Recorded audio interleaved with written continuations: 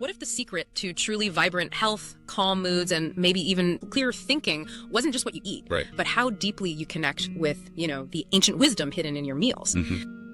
We're talking about unlocking a path to feeling really alive, not just, full. Yeah, going beyond just sustenance. Exactly. So today we're doing a deep dive into the profound world of food as medicine. We're drawing from Lisa Mazzet's really illuminating book, The Culinary Pharmacy, Intuitive Eating, Ancestral Healing, and Your Personal Nutrition Plan.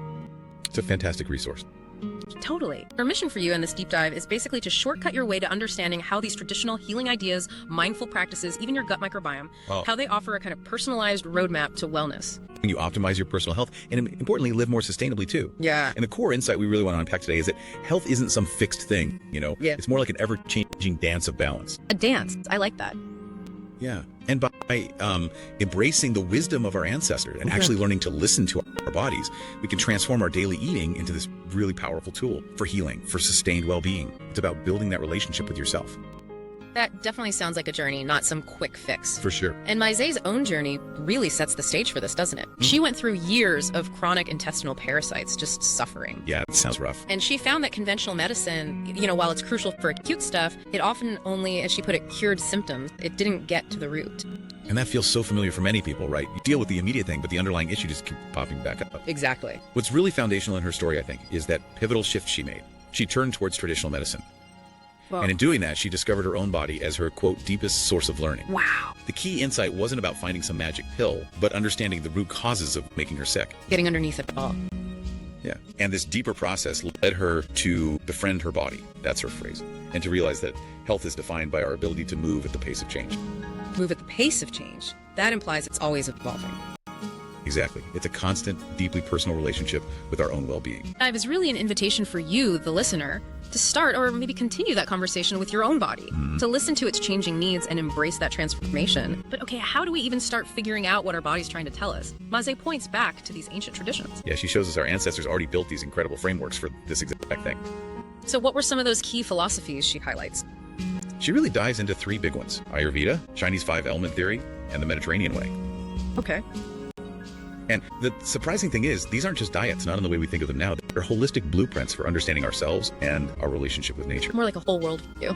Pretty much. Like Ayurveda, which comes from the Indian subcontinent, it teaches us about Prakriti. Prakriti. Yeah, it means your innate nature, your unique constitution. Everyone's is different. And this Prakriti is defined by 3 doshas, right? Can you break those down a bit? Absolutely. So the 3 doshas are vata, think, air, and wind. Cool, dry, light qualities. Then there's pitta, fire, and bile, so oily, sharp, hot attributes. And finally, kapha, earth, and phlegm, which is heavy, cool, and oily. Got it. And the core idea in Ayurveda is bringing these doshas back into balance, mainly through specific foods. How does that work? Well, for example, vata types, who tend to be cool and dry, often benefit from warm, moist, and oily foods. It grounds them. Makes sense. Pitta types with that fiery nature need mild, cooling, grounding foods to kind of soothe things. And kapha, being heavier, thrives on light, warm, dry choices, counter that heaviness. It sounds really intuitive when you lay it out like that. And Ayurveda has some really iconic foods that are seen as deeply healing, like khichdi.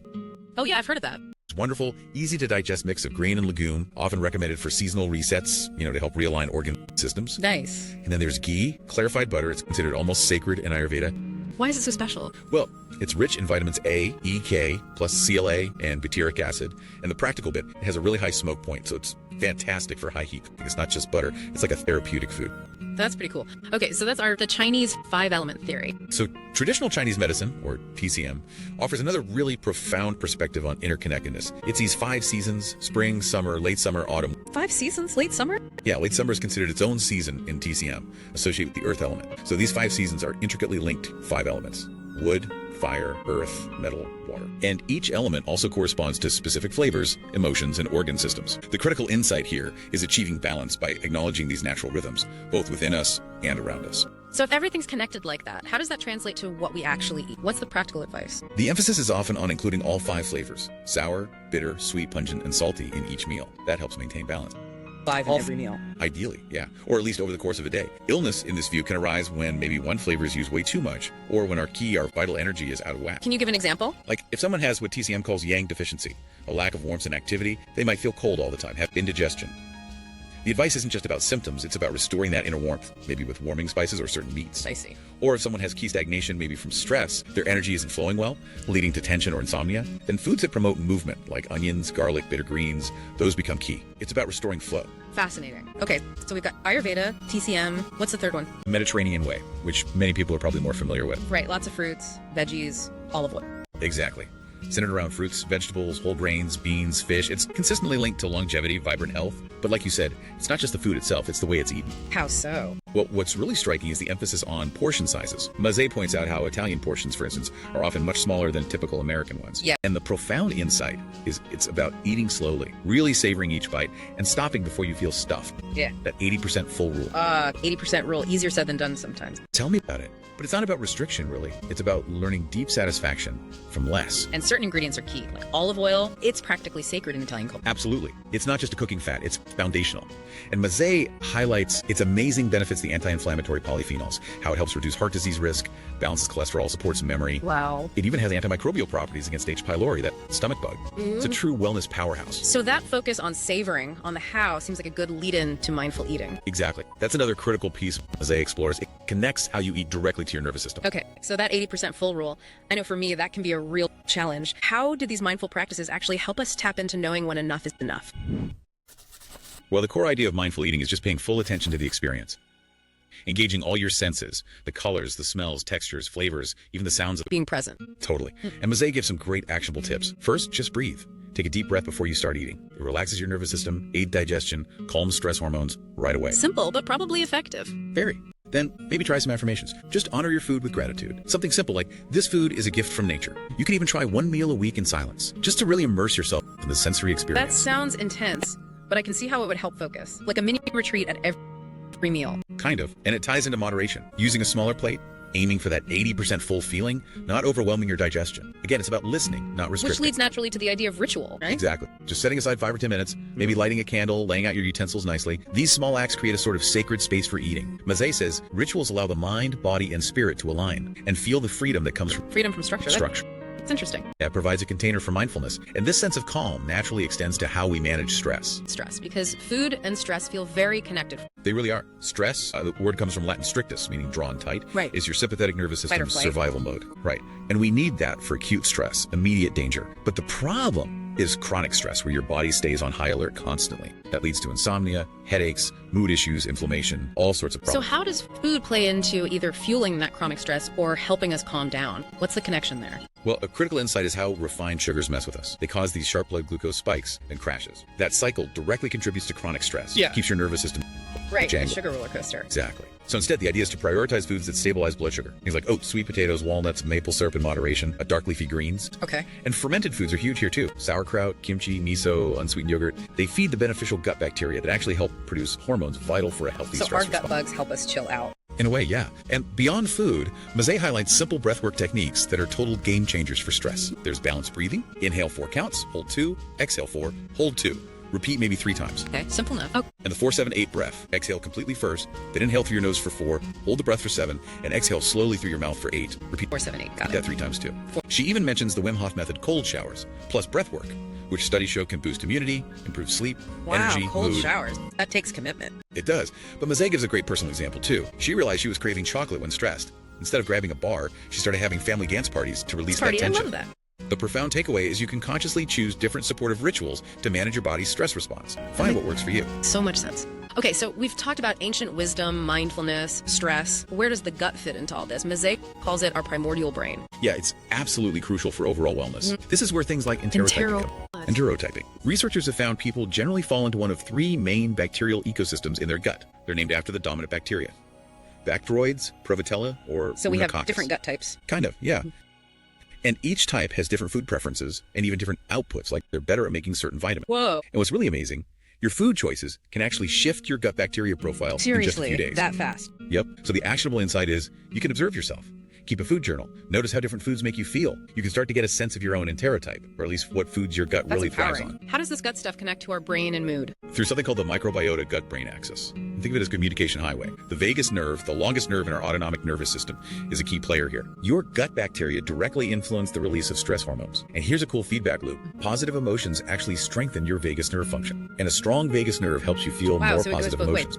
That's a game changer for thinking about mood. So how do we strengthen that vital vagal tone, build that gut-brain connection? It's a combination approach. You support your gut with prebiotic foods, things like legumes, fruits, veggies, whole grains. They're like fertilizer for your good bacteria. Feed. Exactly. And then probiotic foods, yogurt, kefir, kombucha, sauerkraut, kimchi, miso, tempeh. They introduce more beneficial bacteria. Got it.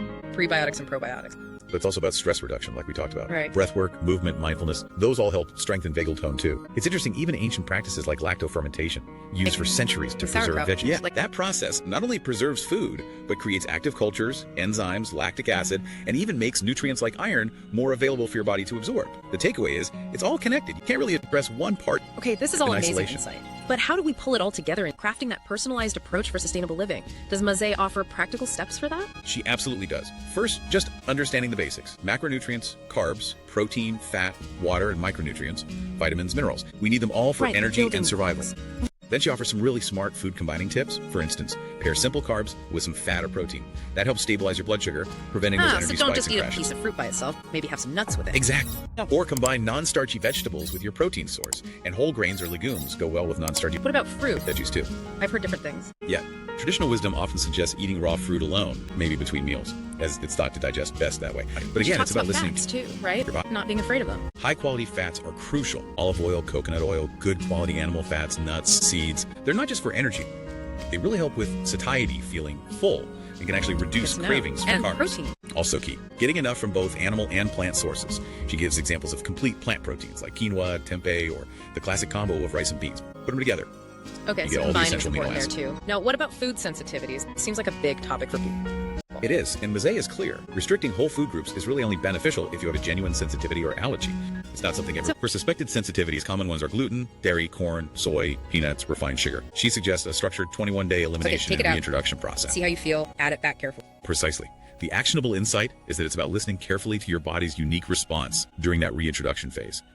And if you It's do need to personal make detective work. substitutions, The book is full of healthy alternatives, like using spelt, oat, millet, or almond flour instead of wheat, ghee or coconut oil instead of butter, mashed banana or applesauce, or flax eggs instead of chicken eggs and bacon, plant-based milks and cheeses, natural sweeteners like dates, raw honey, maple syrup instead of refined sugar. that's helpful. Of options. Okay, finally, let's circle back to something you mentioned earlier, ritual. Yeah. How does that play into changing habit? This is really powerful. Mazé highlights simpatias, which are these Brazilian behavior change rituals. They show how making change part of a meaningful ritual can make you feel supportive, Making it sacred again. not like a chore.